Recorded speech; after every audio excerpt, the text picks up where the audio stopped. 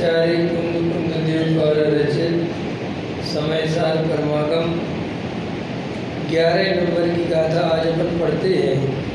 इसी के आधार से फिर अपन चर्चा करेंगे। जो कल के 2 प्रश्न हैं उनकी भी चर्चा करेंगे। देखो, चर्चा को थोड़ा सा पीछे समझ लें। 6वीं गाथा में उन्होंने एक ज्ञायक भाव है ये कहा, तो शिष्य ने कहा कि साहब एक ज्ञायक भाव है, ये कैसे समझ में आएगा? तो फिर आत्मा में ज्ञान है, दर्शन है, चारित्र है, वीर्य है, सुख है, ऐसे अनंत गुण हैं। तो उसके गुणों के आधार से भेद करके उस आत्मा की चर्चा करने के लिए आचार्य कहते हैं कि वो समझाने के लिए भेद किए। वास्तव में अपनी आत्मा में कोई ऐसे भेद नहीं है। आत्मा तो अभेद अखंड वस्तु है, और आत्मा ही क्या सब वस्तुएं अभेद हैं, अखंड हैं, कोई उनमें गुण भेद नहीं है। तो फिर ये बात उन्होंने कहा कि आत्मा में ज्ञान है, दर्शन है, चारित्र व्यवहार न का कथन है, और ये अभूतार्थ है। इसकी श्रद्धा से विकल्पों से भी जीव को आत्मा की अनुभूति नहीं हो सकती। तो फिर शिष्य ने कोई अगला प्रश्न किया कि जब आत्मा की अनुभूति व्यवहार के भेदों से हो ही नहीं सकती, तो फिर व्यवहार को स्थान क्यों दिया जनवाणी में? तो फिर अब 8वीं नंबर की गाथा में उन्होंने समझाया कि व्यवहार की जगह इसलिए दी कि जैसे कोई मलेच्छ है और उसको स्वस्ति शब्द कहते रहें, तो वो बेचारा अर्थ ही नहीं समझता कि स्वस्ति माने होता क्या है। तो वो टकटकी लगा के देखता रहता है कि पता नहीं है मुझसे क्या कह रहे हैं। तो उस बेचारे को ऐसी दशा देखकर वो जो ब्राह्मण है करुणा करके उसको स्वस्ति का अर्थ समझाता है, तो उसे बहुत संतोष होता है और बहुत आनंद आता है, और अश्रु की धारा बह जाती है कि क्यों कि वो अपने को मलेच्छ मान रहा था कि मेरा कोई कल्याण नहीं हो सकता, मैं तो शूद्र हूँ, मैं तो पापी हूँ, मैं तो संसारी हूँ। लेकिन अब उसे पता चला कि नहीं, तेरा भी स्वस्थ हो सकता है, तेरा भी कल्याण हो सकता है। उसको बहुत प्रसन्नता हुई। ऐसे ही आचार्य कहते हैं कि हम जीवों को आत्मा आत्मा कहते रहेंगे तो वे समझ नहीं पाते कि आत्मा माने क्या, क्योंकि आत्मा का कभी परिचय तो किया नहीं, आत्मा को कभी जाना है नहीं। अब किसी से कहो कि तुम आत्मा हो, तुम ज्ञायक हो, तो वो कहता कि क्या चीज़ बोल रहे हैं। तो इसीलिए जैसे मलेच्छ को मलेच्छ की भाषा में समझाना पड़ता है तभी जाके वो समझ पाता है, ऐसे ही व्यवहारी जनों को व्यवहार के द्वारा ही निश्चय का उपदेश दिया जाता है। व्यवहार के द्वारा व्यवहार का उपदेश नहीं दिया जाता, व्यवहार के माध्यम से निश्चय का उपदेश दिया जाता है। इसीलिए जिनवाणी में व्यवहार नय की आवश्यकता पड़ती है और व्यवहार नय को स्थान दिया गया है। अब आचार्य फिर सावधान करते हैं कि व्यवहार की स्थापना करी, पहले बताया कि साहब व्यवहार क्यों जरूरी है। अब आगे 11 नंबर की गाथा में कहते हैं कि हमने तुम्हें व्यवहार के अपेक्षा प्रयोजनवान है ये समझाया, लेकिन तुम व्यवहार को परमार्थ मत समझ लेना, क्योंकि व्यवहार को परमार्थ अगर समझ लेंगे तो हम परमार्थ से चूक जाएंगे, आत्मा के अनुभव से चूक जाएंगे। ये कोई झगड़े की बात नहीं है, ये व्यवहार निश्चय में कोई झगड़ा नहीं है।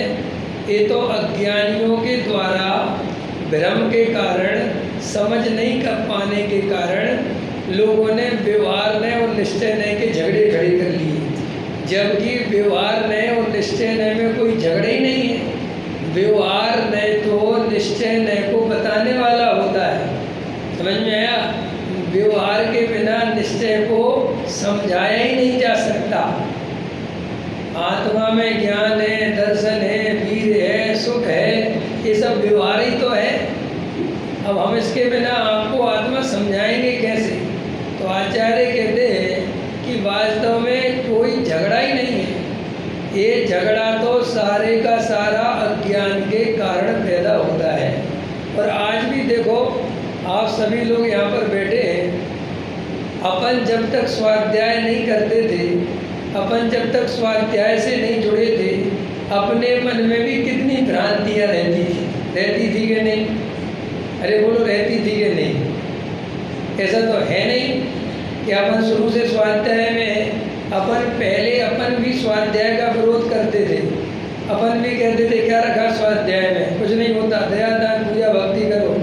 लेकिन जब अपन स्वाध्याय में आए तब अपन को समझ में आया कि अरे अपने आचार्य भगवंतों ने जिनवाणी में जो क्या बात कही है, जो ग्रंथ लिखे हैं उनमें क्या बात कही है, जब वो स्वाध्याय करा तो समझ में आया। और अगर स्वाध्याय नहीं करोगे तो आपको कभी सच पता नहीं चलेगा। जैसे आपने कभी देखा, एक बहुत बड़ी बात आपको बताते, उससे आपको समझ में आएगा कि स्वाध्याय का क्या महत्व है। जैसे देखो, भारत देश में इतना समय हो गया, इतनी सरकारें आई, इतनी सरकारें जाती रहती हैं, लेकिन आपने देखा सरकार शिक्षा के क्षेत्र में काम नहीं करती, जबकि सरकार को सबसे ज़्यादा तो शिक्षा के क्षेत्र में काम करना चाहिए। क्योंकि नागरिक हमारा पढ़ेगा लिखेगा, हमारे बच्चे पढ़ेंगे लिखेंगे तो हमारा देश गारंटी से तरक्की करेगा। एक पढ़े लिखे आदमी में और अनपढ़ आदमी में कितना अंतर होता है कि हम और आप जानते कि नहीं? देखो, अनपढ़ आदमी के साथ एक प्रॉब्लम नहीं होती, वो बेचारा जगह जगह ठगाया जाता है, पढ़ना जानता नहीं। कोर्ट कचहरी में जाता है तो वहाँ जिसने जो कह दिया बेचारा अंगूठा लगा देता है, अता पता है नहीं, पढ़ना जानता नहीं। समझ में आया? कुछ बेचारे को अंधविश्वास वाले ठग लेते हैं, चमत्कार दिखाने वाले ठग लेते हैं। कोई दवाइयों के बारे में कुछ नहीं जानता वो किसी चीज़ के बारे में। तो शिक्षा का महत्व कितना है। जो भी देश शिक्षा के क्षेत्र में काम करता है वो देश बहुत जल्दी तरक्की करता है, ये सबको पता है। और ये सारे नेताओं को भी पता है कि शिक्षा का क्या महत्व है। फिर भी आपने कभी सोचा, हमारे देश में 140 करोड़ आदमी रहते हैं, फिर भी सरकारी स्कूलों की क्या हालत है और प्राइवेट स्कूलों की क्या हालत है।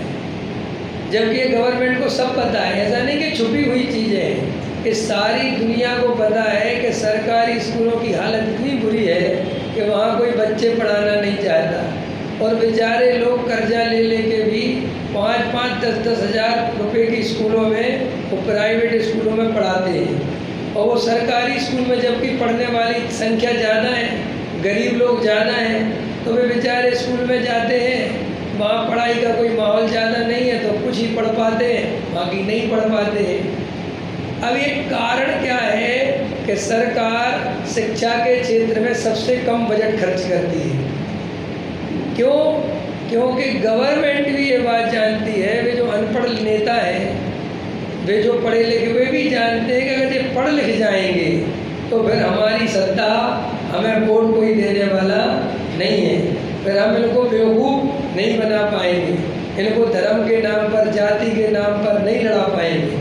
तो सारी सरकारें हमें पढ़ने नहीं देती। बिल्कुल जैसा सिस्टम वहाँ है ना, अगर पढ़ जाएंगे तो समझ जाएंगे सच क्या है और झूठ क्या है।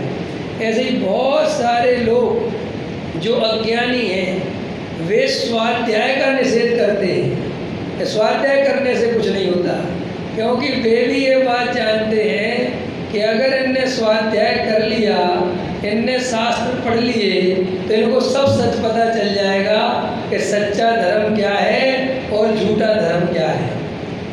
और जब पता चल जाएगा तो वो चमत्कार को नमस्कार बंद हो जाएगा।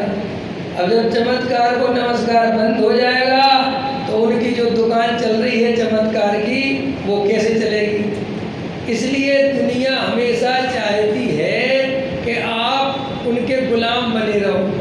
नेता चाहते हैं कि जनता उनकी गुलाम बनी रहे, कभी उनके खिलाफ आवाज़ ना उठाए, अंधभक्त बनी रहे। समझ में आया? सारी दुनिया चाहती है, हर कोई आपका विद्रोह करना पसंद नहीं करता है। बोलो, अगर बेटा भी अपने पिता से 2-4 प्रश्न पूछ ले तो फिर पिता को कुछ समझ में नहीं आता, जवाब नहीं आता तो कहता बेटे से, बाप से बहस करता है। अरे भाई बहस कहाँ कर रहा है, उसका जवाब दो, और अगर नहीं है तो अपना ज्ञान स्वीकार करो कि बेटे हमें ये बात पता नहीं है। लेकिन हमारा अहंकार, हमारा ईगो हमेशा ये बात कहता है कि मैं तो सही हूँ, तू मूर्ख है क्योंकि तूने प्रश्न उठाया। ऐसे ही बहुत सारे लोग जब स्वाध्याय करते हैं, तत्व समझते हैं, देव शास्त्र गुरु का स्वरूप समझते हैं, तब उन्हें समझ में आ जाता है कि यार स्वरूप तो ये है। तो बेचारे जो देव शास्त्र गुरु से बाहर है उनको बहुत तकलीफ होती है, क्योंकि कल तक तो उनको बड़े लोग मान रहे थे, आवाज़ उनको कोई नहीं मानता तो तकलीफ होती है।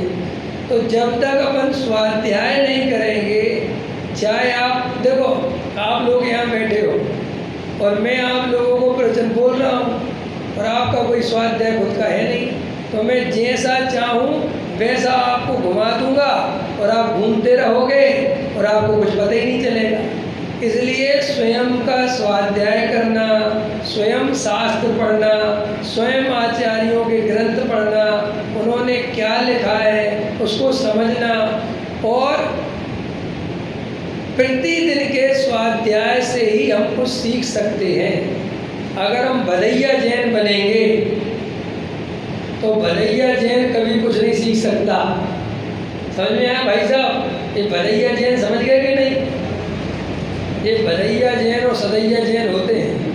भदैया जैन वे कहलाते हैं जो भादों के महीने में जब 10 लक्षण आता है तो 10 दिन तक खूब धर्म करते हैं, खूब धर्म करते हैं, एक आसन करेंगे, उपवास करेंगे, नियम। अच्छी बात है, वो बुरी बात नहीं है। लेकिन भाई साहब 10 दिन के बाद तुम ऐसे गायब हो जाते हो कि ना फिर स्वाध्याय में देखते हो, ना कहीं पूजा पाठ में देखते हो, तो 10 दिन के धर्म करने से मोक्ष मिलने वाला नहीं है।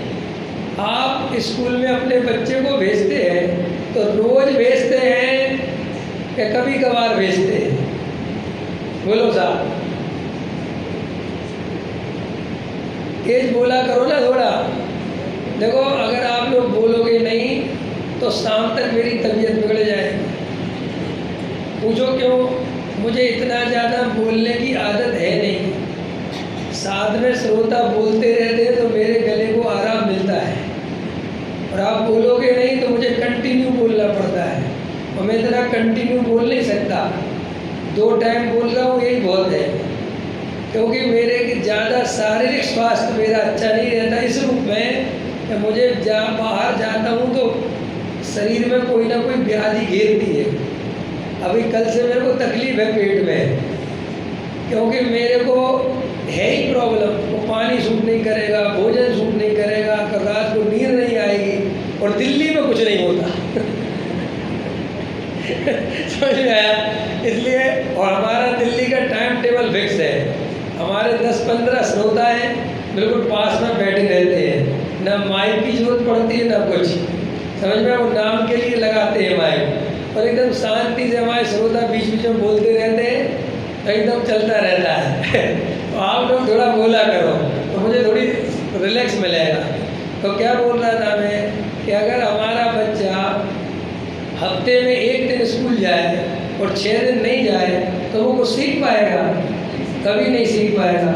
ऐसे ही अपन स्वाध्याय में कोई बाहर से विद्वान आ गया या कोई मुनिराज आ गए तो अपन स्वाध्याय में पहुंच गए, और जैसे ही मुनिराज गए, पंडित जी के, अपन भी गायब हो गए। तो भाई साहब में मुनिराज क्या सिखा पाएंगे? वो पंडित क्या सिखा पाएगा? वो सिखा ही नहीं। क्यों? क्योंकि आपका बेस कुछ है ही नहीं, आपको कुछ पता ही नहीं है। अब आप आए तो आपने देखो, अन्य मतों में और जैन धर्म में ये अंतर है कि अन्य मत में समझने का नहीं, ओनली सुनने का। वहाँ समझने का सिस्टम नहीं है, वहाँ तो कथा सुनो तुम।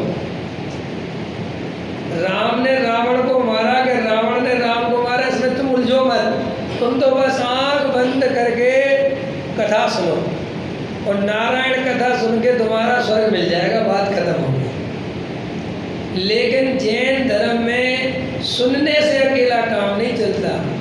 यहाँ तो सुनना भी है, समझना भी है, उसमें तर्क भी लगाना है, लॉजिक भी लगाना है, और और उसका प्रमाण भी खोजना है कि ये बात जो पंडित जी ने कही या किसी संत साधु ने कही तो ये बात सत्य है भी कि नहीं। ये पूरा परीक्षा प्रधानी जैन धर्म है। दुनिया का एकमात्र दर्शन है जो अपने ही धर्म की परीक्षा करने का तुम्हें मौका देता है। बाकी दुनिया के जितने भी धर्म हैं वहाँ आज्ञा प्रधानी है। कौन से प्रधानी है? वहाँ पे प्रश्न उठाने की छूट नहीं है। अगर तुमने वहाँ प्रश्न उठाया, तुमने एक भी मन में ये प्रश्न किया कि साहब ये बात सही नहीं लगती, उसी समय तुम्हें नास्तिक बोल दिया जाएगा। तो जैनियों के साथ भी क्या हुआ कि जैनियों का धर्म बिल्कुल वैज्ञानिक धर्म है, बिल्कुल लॉजिक वाला धर्म है, बिल्कुल परीक्षा प्रधानी धर्म है। फिर भी जैनियों ने समय के साथ धीरे धीरे स्वाध्याय करना छोड़ दिया। समझ में आया? और काल परिवर्तन होता गया और लोग धीरे धीरे धीरे विषमताओं में परिस्थितियां बिगड़ती गई, समय परिवर्तन होता गया और लोगों का पूजा पाठ तो भय के कारण चलता रहा, समझ में आया? लेकिन असली स्वाध्याय में जो धर्म समझना था वो छूट गया। और एक समय तो आप सभी को याद होगा, आज से आप मतलब मैं कोई ज़्यादा उम्र नहीं है, 41 साल का हूँ, लेकिन मैंने आज से 25 साल पहले वो समय देखा है अपने गांव में जब 10 लक्षण आते थे तभी शास्त्र खुलता था। आप समझे भी देखे होंगे। और कोई शास्त्र स्वाध्याय बिल्कुल नहीं होता था और लोग 10 लक्षण होते थे तो सुबह से 6 बजे मंदिर पहुंच गए और ढोल मंजीरा ले लेके, समझ में आया?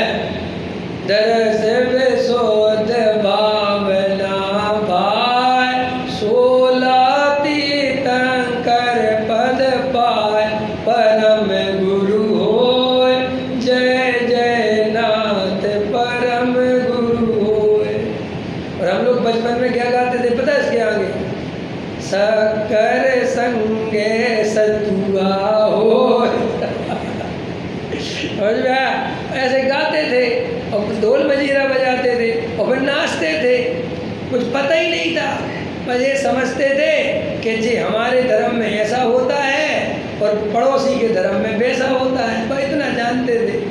और फिर क्या होता था, सुबह तो पूजा ही पूजा होती थी, कोई स्वाध्याय तो होता ही नहीं था, ये प्रवचन क्या होता है ये पता ही नहीं था। फिर उसके बाद शाम को 7 बजे मंदिर में पहुंचकर और दीपक लेके आरती डा डा डा और नाचते रहते थे और 9 बजे तक नाचते रहते थे, कूदते रहते थे। और उन्होंने कहा मंगलम भगवान वीरो मंगलम गौतमो गढ़ी, सब बैठ जाओ। तो समझ जाते थे कि अब जब प्रवचन समय हो गया अपन निकलो यहाँ से। और वे 4 से पूरे आदमी बेचारे, उनने भी पुराने वाले शास्त्र खोले जिसमें पेज ऐसे रखे जाते हैं, याद है? एक एक पेज होता था। और उनने अपनी रामायण पद्म पुराण खोला और बस कथा वाँची और आधा घंटा और जा वाणी के ज्ञान थे कुछ न सूझे लोका लोग और देखो और चल वो घर आ जाते थे। और बूढ़ी अम्मा होती थी तो प्रवचन खत्म होता था तो वो चालू हो जाती थी, ममता की पतवार न तोड़ी आखिर को दम तोड़ दिया। ऐसे रोज एक एक भजन सुनाते थे। ये बिल्कुल आप सब हमसे, अम्मा बैठी है सबकी सब, बोले ऐसा था कि नहीं? अरे था कि नहीं? हम ऐसे ही धर्म करते आ रहे थे, समझ में आया?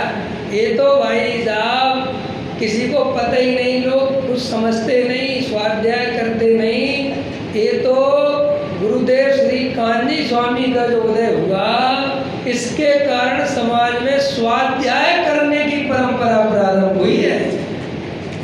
अगर ये गुरुदेव नहीं होते तो हम आज भी स्वाध्याय करने की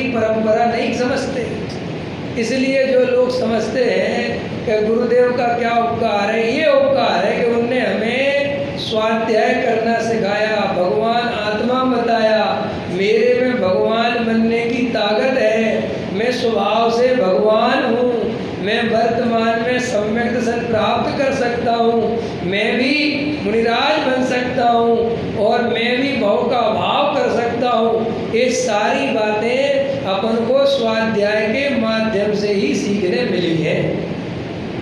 इसलिए अगर आज आपके जो बच्चे हैं और आपको लगता है कि हमारे बच्चे बिगड़ रहे हैं, तो मैं आपको एक वानगी देता हूँ।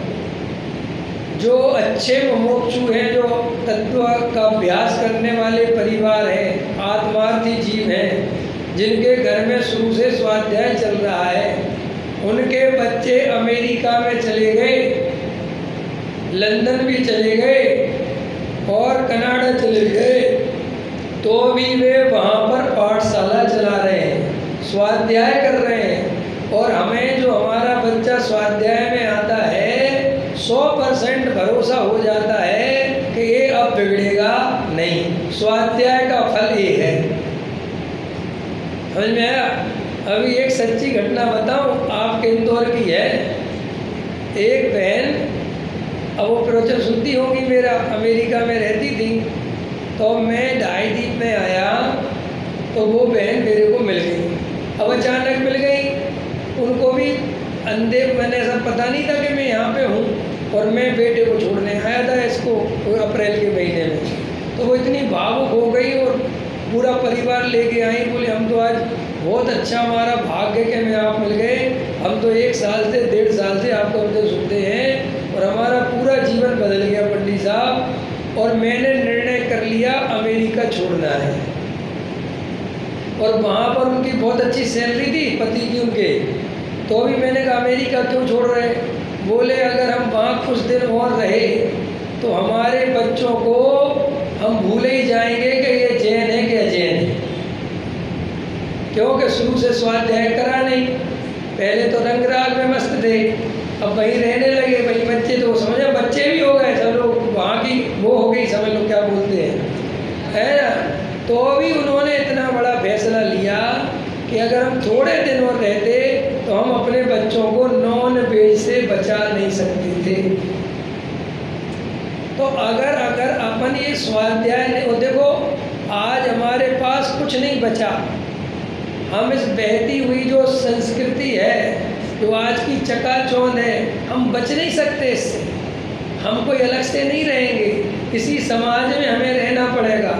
सबके हाथों में मोबाइल है, तुम कहोगे मैं अपने बच्चे को मोबाइल नहीं दूंगा, देना ही पड़ेगा, कोई उपाय नहीं है। क्यों? समय की मांग ऐसी है कि अगर तुम अपने बच्चों को मोबाइल से दूर रखोगे, सब चीज़ों से दूर रखोगे, तो वो समय की धारा में बराबरी पे खड़ा नहीं हो पाएगा। आज अगर अपने को व्हाट्सएप चलाना नहीं आए तो अपनी कोई इज्जत है? ये तुम्हारे बैंकों में पता क्या हुआ? ये बेचारे बूढ़े बूढ़े लोग थे, अचानक कंप्यूटर की दुनिया आ गई, तो इनसे सीधा बोला 3 महीने में सीख लो अगर नौकरी करनी है तो बेचारे बूढ़े बूढ़े भी वो सब कंप्यूटर सीखे।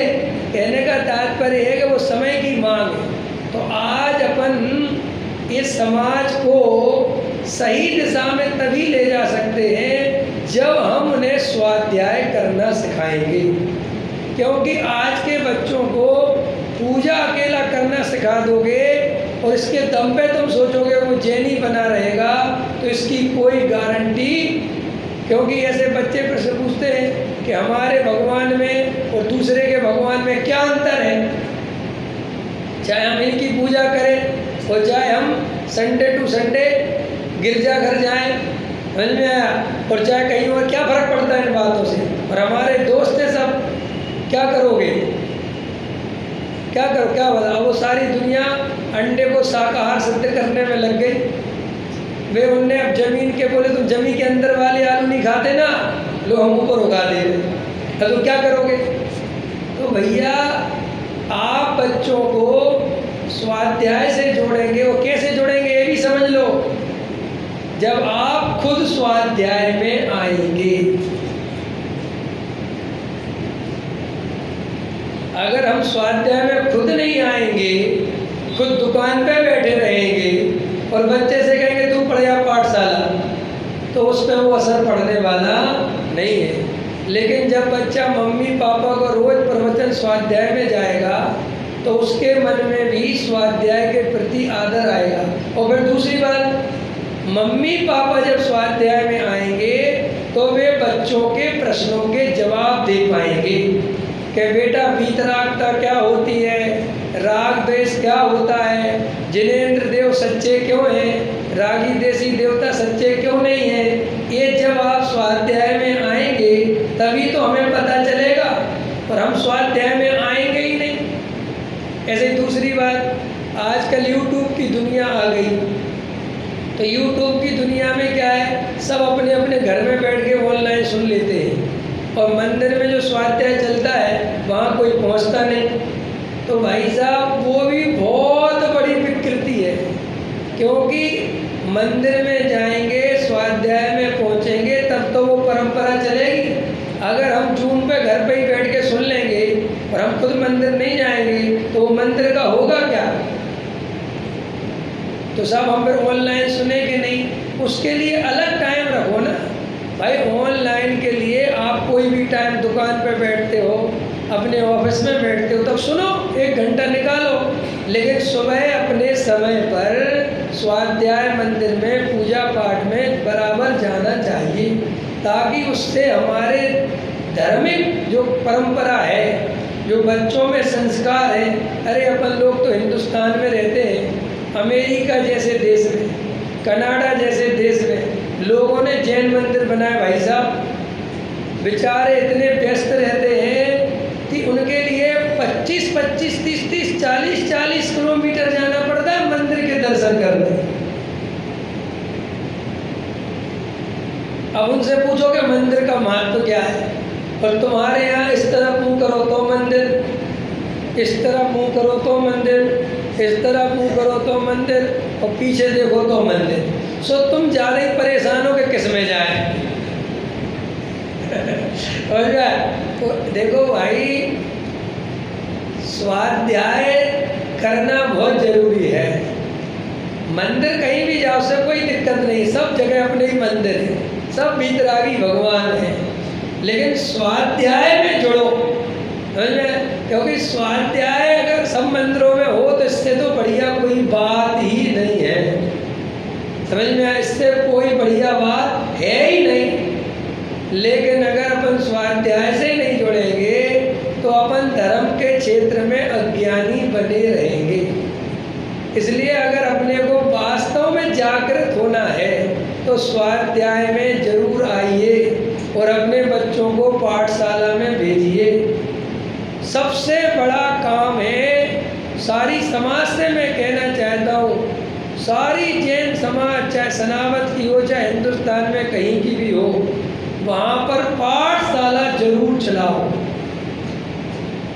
चलनी ही चाहिए, चाहे 4 बच्चे हो, चाहे 6 हो, चाहे 10 हो। देखो मैं आपको एक बात बताऊँ, मैं इतने छोटे से गांव का आदमी हूँ कि आप कल्पना नहीं कर सकते।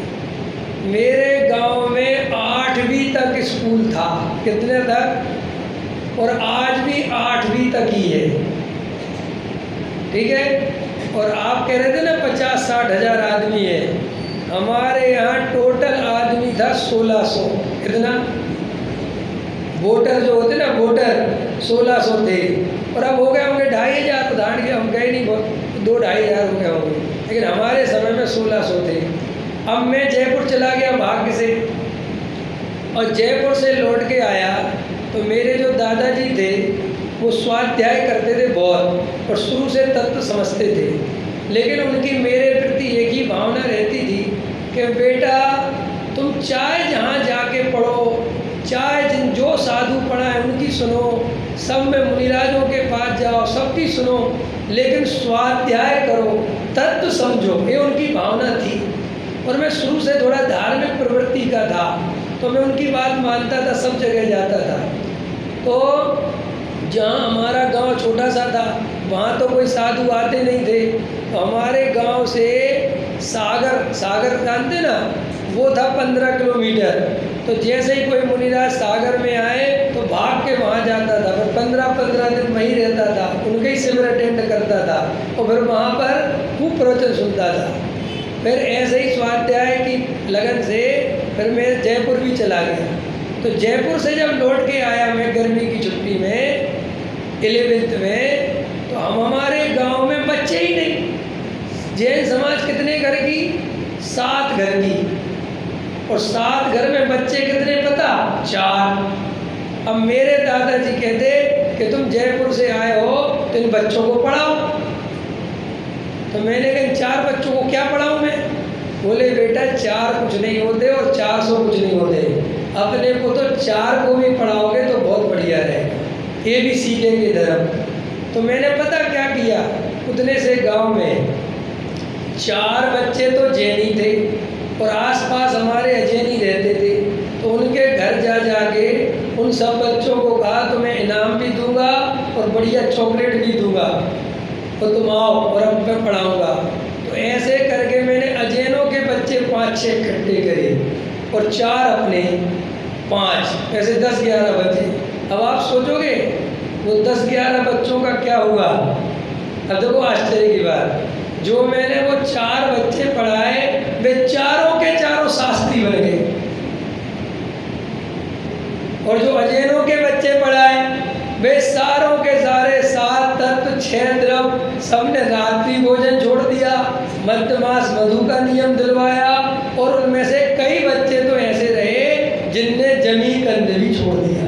और अब ये बच्चे बड़े बड़े हो गए, सबकी शादी हो गई, लड़कियों की भी शादी हो गई, और अजैन है। तो अभी मैं जाता हूँ कभी गांव में और वे अपने मायके आई हो तो सबके सामने पैर छूती और आशीर्वाद देती, यदि आपने हमारी ज़िंदगी बदल दी इस गाँव में। तो भाई साहब ये स्वाध्याय और तुम्हारी पाठशाला ये हमारी जीवन का, बच्चों के जीवन की शिक्षा का आधार है।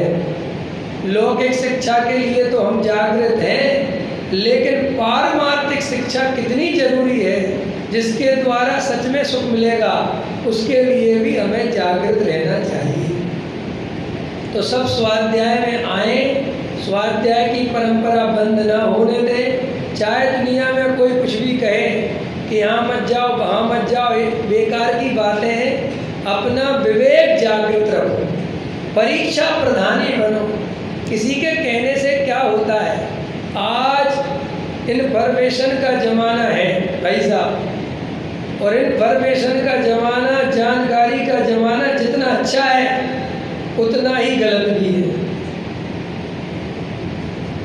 पहले के आदमी के पास जो अखबार आता था उसमें जो जानकारी होती थी वो बहुत प्रमाणिक होती थी, क्योंकि एक बार अखबार छप गया तो छप गया। दूरदर्शन पर उस समय जो डीडी न्यूज आती थी, एक बार आती थी सुबह और एक बार आती थी शाम, वो बिल्कुल प्रमाणिक होती थी। लेकिन आज क्या हो रहा है? आज ये सोशल मीडिया का ज़माना है, कहीं का ईंट कहीं का रोड़ा, और भानुमति ने पुनवल जोड़ा। कुछ अच्छे शब्द लिख दिए और नीचे लिख दिया अमिताभ बच्चन, और अमिताभ बच्चन को पता ही नहीं कि मैं कब बोल गया। आया समझ में? और मीडिया को अब समझ में आ गया कि सबके हाथ में मोबाइल है, और जितनी गलत जानकारी आज के युवा के पास है इतनी कभी नहीं थी। क्यों? हमारा पढ़ने का तरीका बदल गया, हम व्हाट्सएप यूनिवर्सिटी के गुलाम हो गए। आज लोग ग्रंथ खोल के नहीं देखते, सब मोबाइल के भरोसे, सब प्रवचन के भरोसे, बस अपना खुद का स्वाध्याय सेल्फ स्टडी गायब हो गई। ऐसे ही आज अपन को कोई भी खबर झूठ भरे सब चल रही है, और अब उन्होंने उसके भरोसे ये निर्णय कर लेते हैं कि ऐसा हो गया, ऐसा हो गया, ऐसा हो गया, और उसमें आधे से ज़्यादा झूठ होता है। ऐसे ही श्रावक लोग स्वाध्याय नहीं करते, खुद को कोई सच्चा ज्ञान नहीं होता, और कोई भी आदमी कसाय के वशीभूत होकर विरोध के कारण, अपनी व्यक्तिगत मान्यता के कारण, पंथ संप्रदाय के कारण अपने को गलत रास्ता चला देता है। अपन किसी के भी बहकावे में आ जाते हैं और अपन सत्य से भटक जाते हैं। इसलिए अपने को कभी कोई बात, चाहे मैं भी कह रहा हूँ, मेरी बात भी जब तक आपको अपने अंदर से प्रमाणिक ना लगे, जब तक आप स्वयं शास्त्र में से पढ़कर वो बात ना देख लो, तब तक उसको मानने की कोई कीमत। ये कहाँ लिखा है? अनुभव के बिना मानने की कोई कीमत जैन दर्शन में नहीं है। आत्मा शुद्ध है कि अशुद्ध? मैंने कहा था बोलना। शुद्ध है क्या शुद्ध है? हाँ, हमने कहा आत्मा शुद्ध है। हमने कहा कहाँ पढ़ा? समय सार में पढ़ा। किससे सुना? आपसे सुना। तो आत्मा शुद्ध है कि शुद्ध है? ऐसे शुद्ध की कोई कीमत नहीं है। ये बिल्कुल सच्ची बात है। देखो, सम्यक दर्शन की क्या विधि है? आगम का सेवन करना चाहिए। क्या लिखा आचार्य अमृतचंद देव क्या कहते इसी समय सार में?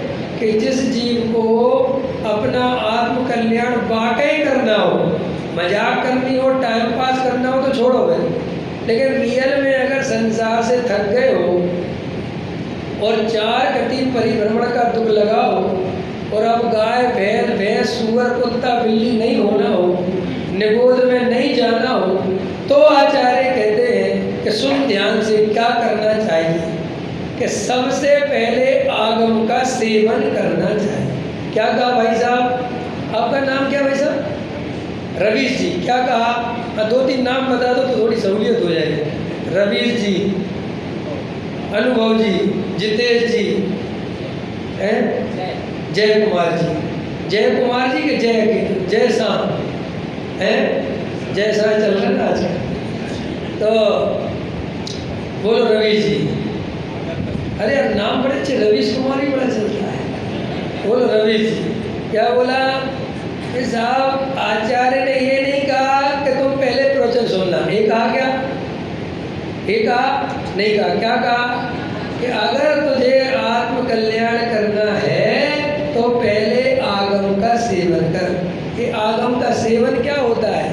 आगम का सेवन माने तू स्वयं से अपनी सेल्फ स्टडी कर, स्वयं से स्वाध्याय कर और वस्तु का स्वरूप समझ।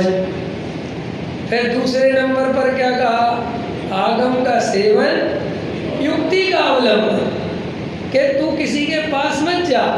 तेरे पास खुद की बुद्धि है ना, तो तूने जो पढ़ा है उसको लॉजिक लगा, युक्ति लगा कि भाई ये बात सही है कि नहीं। तो फिर तीसरे नंबर पर क्या करना कि जब ये 2 बातें कर ले तब तीसरे नंबर पर गुरु के पास जाना। ये 2 काम खुद करके आना है, तब गुरु के पास जाना।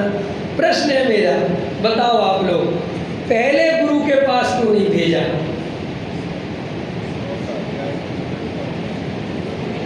जो ये उत्तर देगा उसको 11,000 रुपये नाम दूंगा। अगर उत्तर मेरे मन का होना चाहिए। नहीं है अभी मेरे मन का उत्तर नहीं। और हाँ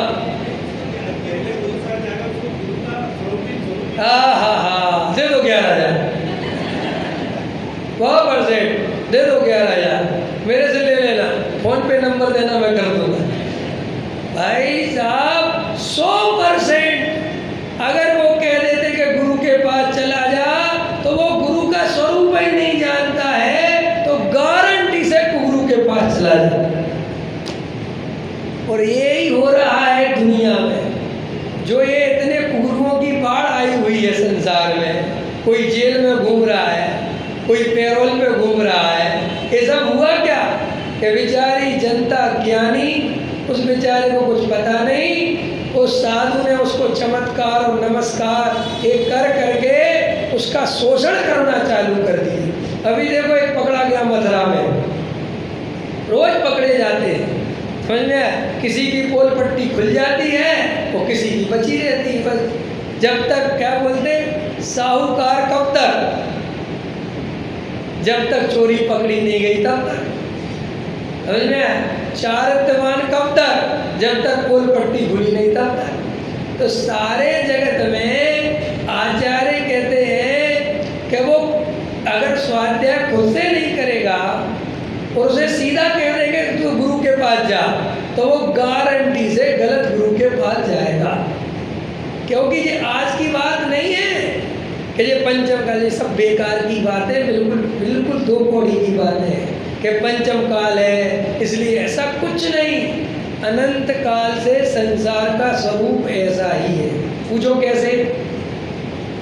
आप आदिनाथ के समय में ही देखो, कि मैं आदिनाथ के समय ले चल रहा हूँ आपको। जब तो चौथा काल बिल्कुल प्योर था ना, लगा ही लगा था, एकदम नया नया ताज़ा ताज़ा है। वहाँ पर जब आदिनाथ ने दीक्षा ली तो उनके साथ 4000 राजाओं ने दीक्षा ली। ठीक समझ ना ध्यान से। तो वे 4000 राजा स्वरूप ही नहीं समझते थे कि मुनि माने होता क्या है। बस हमारे राजा ने दीक्षा ले ली और हम तो आदिनाथ ऋषभ कुमार के भगत हैं और हमारा राजा जो करेगा। ये अंधी भक्ति में यही तो प्रॉब्लम है, नहीं समझ में आया? अंधी भक्ति में यही प्रॉब्लम है कि बस वो गुरुजी जैसा जैसा कहेंगे हम तो वैसा वैसा करेंगे, गुरुजी जैसा कहेंगे और बस अंधी भक्ति चालू होती है। तो आदिनाथ तो भैया तीर्थंकर थे, उनने दीक्षा ली। एक तो दीक्षा में कोई हल्ला करके नहीं लेते, कोई बहुत ताम झाम नहीं होता, कोई उपदेश नहीं देते, कुछ नहीं। बस वहाँ से निकले, केस रौंच किया और निकल गए जंगल, उन्हें कोई लेना देना नहीं। अब वे 4000 राजा उनके पीछे चल रहे हैं और उनकी तो ऐसी प्रतिज्ञा है कि वे अब किसी से कुछ कहने वाले नहीं। तो देखो उस समय की भी अपन परिस्थिति देखें तो 4000 राजा उस समय भी ऐसे होंगे जिन्हें देव शास्त्र गुरु का स्वरूप पता नहीं होगा। अगर पता होता तो वे दीक्षा क्यों लेते? इतनी कहानी हो गई। अब बाद में भरत जी को जब पता चला कि मामला बहुत बिगड़ रहा है, क्योंकि आदिनाथ तो बैठ गए बिल्कुल शांति से 6 महीने के लिए। अब वे वहाँ के राजा तो बेचारे, उन्हें तो कोई आत्मज्ञान था नहीं, उनको तो ऐसा कोई ध्यान था नहीं। अब उनको भूख लगने लगी, अब भूख लगी तो करे क्या? तो बहुत स्थिति ऐसी हो गई कि वे जंगलों से फल वगैरह खाने लगे। तो राजा पे खबर पहुंची कि ये क्या हो रहा है। तो फिर भरत जी ने जाके समझाया, जो प्यार से समझे प्यार से समझाया, नहीं समझा, और जो नहीं समझे तो थोड़ा शासन से समझाया, ये सब नहीं चलेगा। अब ये तो कहानी यहीं छोड़ दो। अब अपन चलो आदिनाथ के समूह शरण में। आदिनाथ के समूह शरण में भी आप देखो, जब भगवान आदिनाथ के समूह शरण में दिव्य ध्वनि में किसी ने ये प्रश्न किया कि साहब इतने सारे जीव यहाँ पर बैठे हैं, तो इनमें से ऐसा कोई जीव है क्या जो भविष्य में तीर्थंकर हो? बराबर। तो आदिनाथ ने क्या बोला? मैंने दिव्य ध्वनि में क्या आया कि ये जो मारीची भाई बैठे हैं, समझ में आया, जो मुनिराज हैं, ये 24वें तीर्थंकर होंगे। कौन से तीर्थंकर होंगे? तो सभा ने मारीची की तरफ बड़े ध्यान से देखा, हुआ यार तो तीर्थंकर हो गए। लेकिन मारीची को एकदम गुस्सा आ गया कि क्यों आ गया? क्योंकि मारीची था बहुत भद्र परिणामी। ये समझ लो अच्छे से, लोग मारीची का कैरेक्टर नहीं समझते। मारीची उस समय का सबसे भद्र परिणामी जीव था। कि क्यों? कि वो इतना बढ़िया था कि आदिनाथ उसके बाबा और भरत जी जैसे पिताजी तो भी उसे संसार का रंग राग ने घेरा नहीं, उसे महल अच्छे नहीं लगे, उसने अपने बाबा के साथ दीक्षा ली। समझ में आया? और मुनिराज बनना पसंद किया, तो कितनी वैराग्य परिणति रही होगी, सोचो। समझ में आया? और बिल्कुल समोसण में शांत होकर बैठे रहते थे, बहुत ध्यान से सुनते थे, और ये सोचते थे कि बाबा के बाद मैं ही जाऊंगा। कहाँ? स्वर्ग का लालच नहीं था, भोगों का लालच नहीं था, यही लालच था कि बस मुझे भी जल्दी से मुक्ति मिलेगी। अब लेकिन जब आदिनाथ ने ये बात कह दी तो मारीची को ये समझ में आया 24वां तीर्थंकर मतलब बीच में इतना 20 कोड़ा कोड़ी का संसार। तो मारीची एकदम खड़ गए, बोले इनकी दिव्य ध्वनि में आई हुई बात गलत है, ऐसा हो ही नहीं सकता। तो मारीची से कहा क्यों नहीं हो सकता? बोले मेरे कोई लक्षण दिखते हैं क्या पापियों के? मैंने कौन सा किसी का धन लूट लिया भैया, क्या किया मैंने? मैं तो शुरू से ही बैरागी प्रवृत्ति का आदमी हूँ, और मेरे को कहते हो 24वां तीर्थंकर। तो लगता है ये वाली पर्याय इनके ज्ञान में गलत झलक गई। अब देखना पूरी घटना। तो उसने कहा कि 24वां छोड़ो, अभी तो मैं बड़ी इज्जत कर रहा था आपकी, क्योंकि आप मेरे दादाजी थे भैया और बड़े मुनिराज थे, अब भी बन के दिखाता हूँ तीर्थंकर।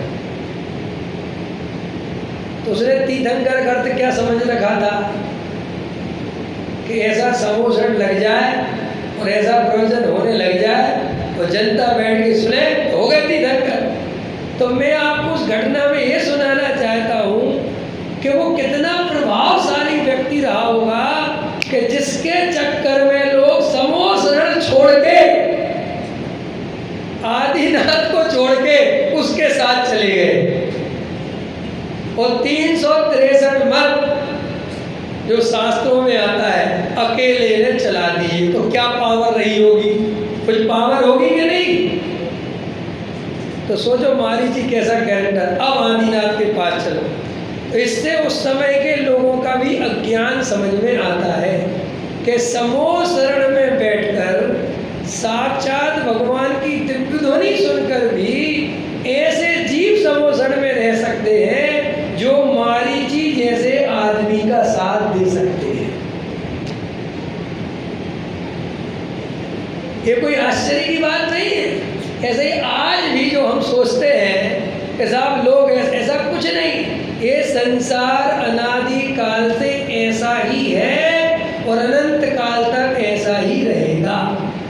बस इसमें से जिन जीवों की काललब्धि पकती जाएगी, जिन जीवों की होनहार भली होगी, जिनके मोक्ष जाने का काल निकट होगा, बस वे चुपचाप ऐसे ही भीड़ में आत्मा की बात उनके काने पड़ जाएगी और वे चुपचाप स्वरूप समझ जाएंगे और अंदर का काम चुपचाप कर जाएंगे और 2, 4, 10 भाव में मोक्ष चले जाएंगे।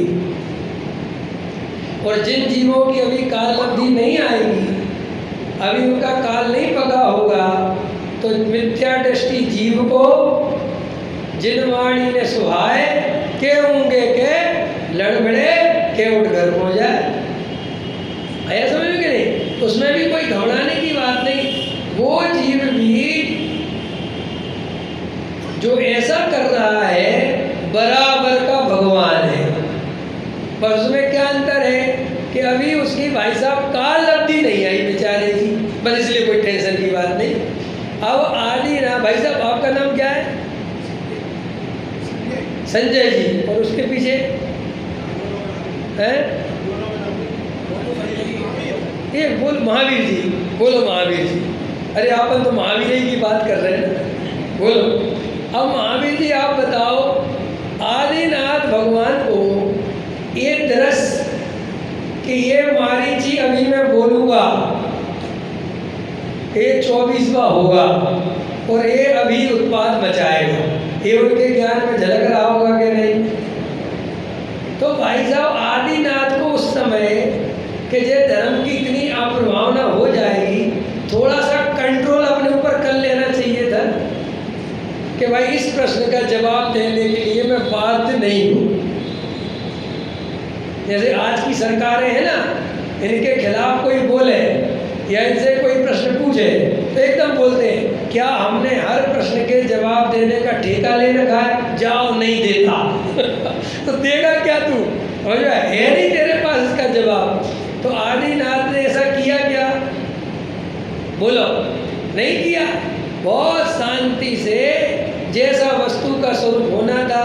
तो फिर किसी ने पूछा कि महाराज ये तो बहुत गलत हो गया, ये मारीची क्या कर रहा है, अभी तो इतना शांति से बैठा था। तो फिर दिव्य ध्वनि में आया कि अगर ऐसा नहीं करेगा तो 24वां कैसे होगा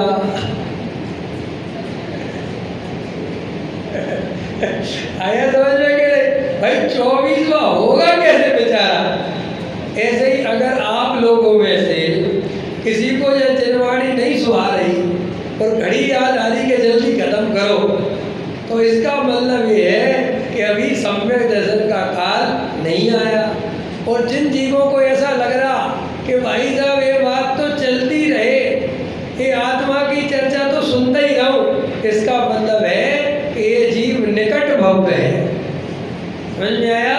और इसको जल्दी मोक्ष जाने का समय आ गया है। जैन धर्म में जल्दी मोक्ष जाने का समय का मतलब 10-5 भव बचे। न तुम सोचो कि इसी भव से मोक्ष चले जाओ। समझ में आया। और ये सब लोग क्या सोचते हैं कि 14 काल नहीं है, पंचम काल है जी, यहाँ से मोक्ष होता ही नहीं। भाई साहब चौथे काल में भी उसी भाव से मोक्ष बहुत कम जीवों को होता है। और उन कौन से जीवों को होता है, जिनकी तैयारी 10 भावों से चली आ रही है। समझ में आई ये बात थोड़ी, कि पंचम काल में मोक्ष नहीं होता, अरे बेकार की बात है भाई साहब। पंचम काल में मोक्ष नहीं होता, लेकिन मोक्ष मार्ग तो होता है। और हम जब मार्ग में चलेंगे तो 2-4-10 भाव में चले जाएंगे, उसमें क्या दम है भैया। आदिनाथ के पूरब भाव पढ़ो, आदि महावीर के पढ़ो, सबके पढ़ो, एक ही भाव में कौन मोक्ष चला गया। 10 भाव लगते हैं कम से कम, सबके हैं 10 भाव के नहीं। तो ऐसे ही अपन भी यहाँ सम्यक दर्शन की प्राप्ति करें तो 2-4-10 भाव में मोक्ष चले जाएंगे। तो पहला क्या जवाब दे रहा था मैं कि डायरेक्ट गुरु के पास क्यों नहीं भेजा हितेश जी, क्यों नहीं भेजा कि भैया ये गुरु का स्वरूप जाने बिना यदि गुरु के पास जाएगा तो बेचारा और संसार में डूब जाएगा। इसलिए उन्होंने पहली शर्त रखी आगम का सेवन। क्या शर्त रखी? फिर दूसरी शर्त क्या रखी कि अकेला आगम मत पढ़ लेना, उसकी परीक्षा भी करना, ताकि तुम्हारी मजबूती से निर्णय हो जाए कि ये सही है कि नहीं। ये परीक्षा करना भी क्यों सिखाया? क्योंकि आगम सच्चा ही हो, ये भी तो सत्य नहीं है। अगर शास्त्रों में मिलावट कर दी हो, राग में धर्म बता दिया हो, तो फिर क्या कर लोगे? समझ में आया? या चमत्कार को नमस्कार बता दिया हो, या तंत्र मंत्र बता दिए हो। तंत्र मंत्र होते हैं कि नहीं? अच्छा, होते हैं कि नहीं होते? होते हैं। फिर कह रहे होते भाई साहब। अरे भाई, ये तंत्र मंत्र अज्ञानियों के लिए होते हैं। ज्ञानी जीव को तो पक्का भरोसा है कि कभी भी कोई तंत्र मंत्र काम नहीं करता। समझ में आया? जब तक जीव का आयु कर्म है, जब तक उसके पुण्य पाप का उदय है, वो वैसा परिणमन होता है, उसमें क्या दम है। लेकिन दुनिया में एक गुरु के पास 1000 आदमी गए और उसने सबको आशीर्वाद दिया। अब 1000 में से एक आदमी का काम बन गया, तो हमने उसके तो लगा दिए पोस्टर और जो 999 के जो काम नहीं बने उन बेचारों की किसी ने खबर नहीं ली किसी ने।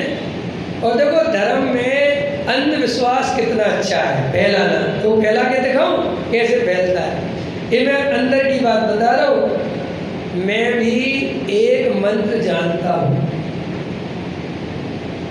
जो मैंने चुपचाप आज से 5 साल पहले मैं हिमालय गया था और वहाँ पर एक बहुत बड़े ऋषि मुनि से मेरी भेंट हुई थी और उनके साथ मैंने 10 दिन रहा और वो मंत्र उनने मुझे दिया था। और उस मंत्र का प्रभाव ऐसा है कि आपके सारे बिगड़े काम बन जाएंगे।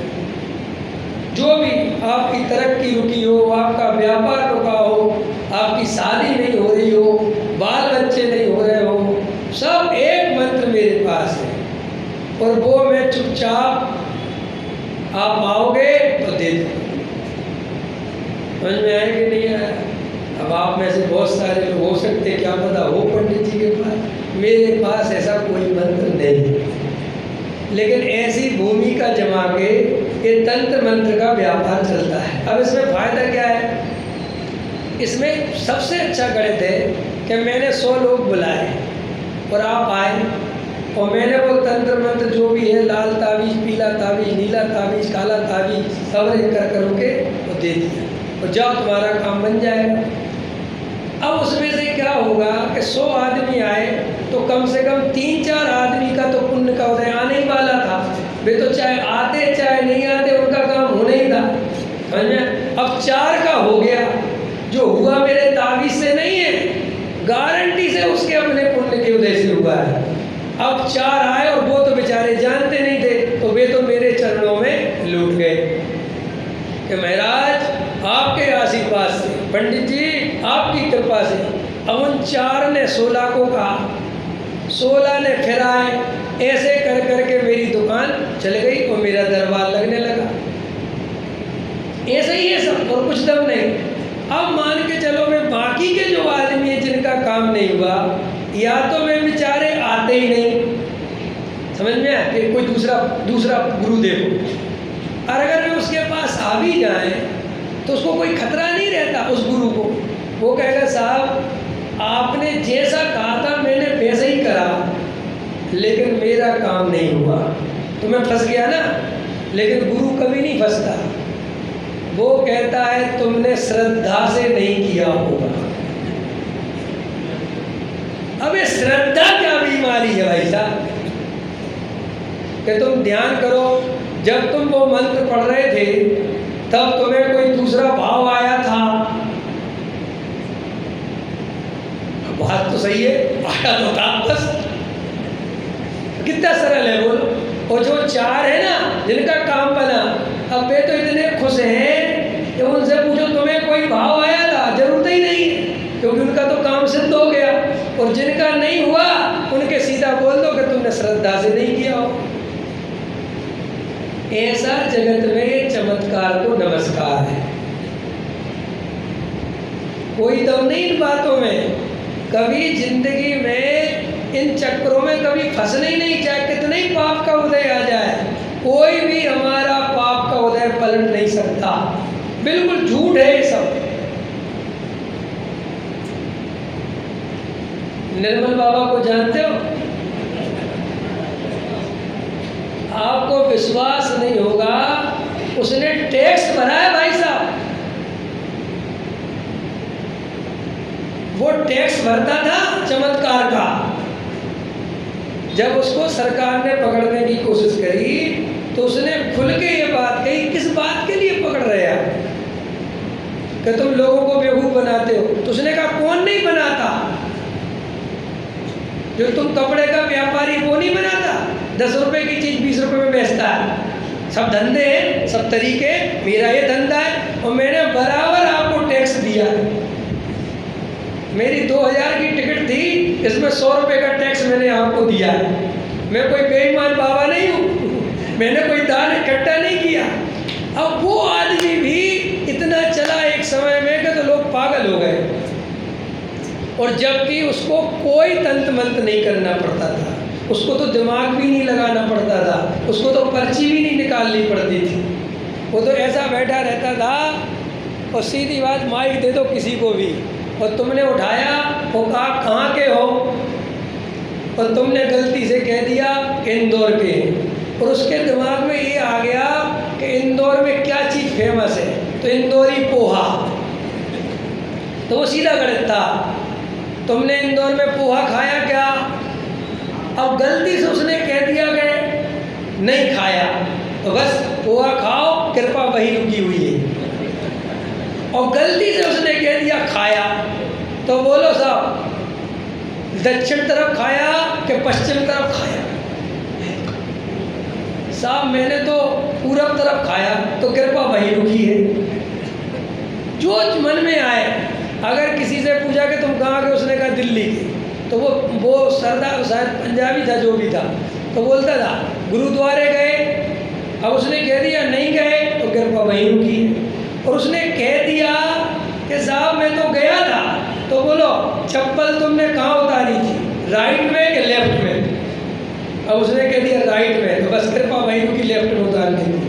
अब मान के चलो तीसरा आदमी ऐसा आ गया कि उस तमिलनाडु का है और उसे वहाँ का कुछ पता नहीं, ऐसा भी केस फंसता कि नहीं?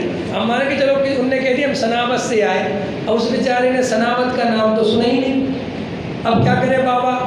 तो फिर बाबा कहता था समोसा खाया है? अब कहता हाँ खाया, तो पीली चटनी से खाया। और ऐसा सालों चला। तो बोलो ये जगत में अंधविश्वास कितनी भयंकर बीमारी है।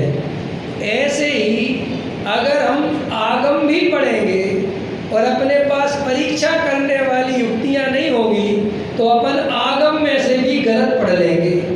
क्योंकि कोई भी शास्त्र उठा लोगे और आपको पता है नहीं, आपको पढ़ना समझ में आता नहीं, और आप कुछ का कुछ पढ़ लोगे। तो इसलिए उन्होंने दूसरी तरीका रखा कि युक्ति लगाना आना चाहिए। फिर तीसरे नंबर पर क्या रखा कि जब तुम इतने होशियार हो जाओ, समझ में आया रवीश जी, जय जी, जब इतने होशियार हो जाओ, तब उन्होंने कहा अब गुरु के पास जाओ, क्योंकि अब तुम असली गुरु को पहचान लोगे। तो गुरु के पास क्यों भेजा कि गुरु तुमने सही निर्णय किया कि नहीं किया, तुमने आगम प्रॉपर सेवन कर पाए कि नहीं, इसको देखने वाला गुरु होता है। तो फिर उन्होंने कहा गुरु का उपदेश पर गुरु का उपदेश सुनो। तो बोले साहब अब तो सम्यक दृष्टि हो गए। बोले नहीं, अब इतना सुनने के बाद, प्रॉपर मिलान होने के बाद, अब तुम्हें ऐसा अनुभव में आएगा, तब सम्यक दृष्टि होगी। अगर ऐसा अनुभव में नहीं आएगा और तुम शास्त्रों से खाली याद कर लोगे, तो पंडित तो बन सकते हो, डिग्री तो मिल जाएगी कि शास्त्री विद्वान हो गए, समझ में आया, लेकिन तुम सम्यक दृष्टि नहीं हो पाओगे। इसीलिए अगर सम्यक दृष्टि वास्तव में होना है, तो हमें सबको आत्मा का अनुभव करना ही है। और आत्मा का अनुभव कैसे होगा? आगम का सेवन, युक्ति का अवलंबन, पर गुरु का उपदेश और गंभीरता चाहिए। निर्णय करने की अंदर में इच्छा चाहिए, टाइम पास करने से नहीं होगा। बहुत अंदर में निर्णय होना चाहिए। ये संसार बहुत दुर्रूप है, इस संसार में मुझे अब नहीं रहना, मुझे किसी का अंध भगत नहीं बनना, मुझे व्यक्तिवादी नहीं बनना, मुझे किसी का झंडा लेके नहीं चलना, मुझे पंथ संप्रदाय की राजनीति में नहीं उलझना, मुझे तो एक वीतरागी धर्म समझकर अपना कल्याण करना है। कोई राजनीति नहीं करना मंदिर में। जो मंदिर में राजनीति करेंगे उनसे बड़ा पाप कोई नहीं करेगा। अन्य क्षेत्रे कृतम पापम धर्म क्षेत्रे विनश्यति, और धर्म क्षेत्रे कृतम पापम वज्रलेपो न भविष्यति। अगर किसी को मान चाहिए हो ना महावीर जी, भाई साहब अगर मान की भूख हो तो विधायक का चुनाव लड़ लेना, मेरी तरफ से छूट है और मैं आऊँगा तुम्हारा प्रचार करने, लेकिन मंदिर में मान का पोषण नहीं करना, क्योंकि ये जिनेंद्र देव है, ये 3 लोक के नाथ हैं, इनके सामने तू अपने को बड़ा बनवाता है, इससे बड़ा पाप दुनिया में कोई दूसरा नहीं है। प्रवचन करना, लेकिन पंडिताई से मान का पोषण नहीं करना कि मैं ऊंचा और तुम नीचे, वरना ये पंडिताई मुझे नरक ले जाएगी। साधु बनना, लेकिन साधुता का अहंकार नहीं करना। आया समझ में? मंदिर में कभी पर भी प्रक्षाल हो, अभिषेक हो, तो कभी ऐसा नहीं कि मैं आगे आगे करूंगा, नहीं। पुराने जीव पीछे रहे और जो नए जीव आए पहले उनको कलश डालने का मौका दे, विराजमान भगवान करने का मौका उन्हें दे, भगवान उठाने का मौका उन्हें दे। सारे हमारे मंदिर में तो नियम है, जो भी नए जीव आते हैं सारी विधा उनसे करवाते हैं और उसको सम्मान देते हैं कि बहुत अच्छा तुम आया करो, हम तुमसे ही भगवान उठाएंगे। वो बड़ा खुश होता है ना। कई लोग ऐसे होते हैं वे एकदम ठेकेदार बन जाते हैं, बिल्कुल हम ही भगवान उठाएंगे, कोई दूसरा उठाएगा तो एकदम बस लड़ाई झगड़ा हो जाएगा। या कोई भगवान उठा के रख देगा तो उनके हिसाब से वो सीधे नहीं रख पाता, सीधे वे ही कर सकते, बाकी सब कर ही नहीं सकते। ऐसे तीरंदाज होते हैं दुनिया में, समझ में आया? अब एकदम पहले भगवान को ऐसा करें, ऐसा करें, अरे वह पहले ही से ऐसे थे, लेकिन इसको अपने अंदर एक कर्तव्य भरा है कि मेरे बिना कोई बढ़िया व्यवस्था नहीं बन सकती। और हमेशा अगर पद पे आसीन है और जिस दिन पद में खींचातानी लगे कि लोग अब मेरे को, जैसे मोदी जी नहीं उतर रहे ना, लेकिन अब लोग चाहते कि उतर जाए, ऐसे जब अपने को लगे कि भाई लोग झगड़ा सा हो रहा है, लोग अब कह रहे हैं कि चुपचाप ये लो भाई साहब इस्तीफा, क्योंकि मैं मंदिर की सेवा करने आया हूँ, मैं ये पदों के लिए यहाँ पर नहीं आया हूँ। समझ में आया? जहाँ खींचातानी होने लगे वहाँ पर कसाई होती है, और मंदिर के धर्म के कार्यों में कसाई होने लगे तो इससे बड़ा पाप हमारे जीवन में कोई दूसरा, क्योंकि हम मंदिर में कसाई मिटाने आए हैं, कसाई बढ़ाने नहीं आए। क्लियर हो गई बात? तो स्वाध्याय की कीमत समझ में आ गई। मान अपन को करना ही नहीं, कोई अपने को मान सम्मान दे बड़े प्रेम से, तो अभी अंदर में उसमें रस नहीं लेना। कोई आपकी प्रशंसा करे कि आप ही मंदिर संभालते हो, तो अंदर में समझना व्यवहार नय का कथन है, कोई किसी को संभालने वाला है ही नहीं। ठीक है, समय हो गया। तुम्हारे 2 प्रश्न फिर रह गए। रहने दो, मैं से 2 प्रश्न हमेशा खड़े कर लेता हूँ और जब जाता हूँ तब बताता हूँ। आज नहीं बताऊँगा, शाम को बताऊँगा। ठीक है, तो फिर शाम को आना, फिर कल सुबह बताऊँगा। वो पता नहीं रहेगा कब बताऊँगा, लेकिन बताऊँगा जरूर, ये बात पक्की है, चाहे फिर 12 ही को क्यों ना रोकना पड़े। चलो भी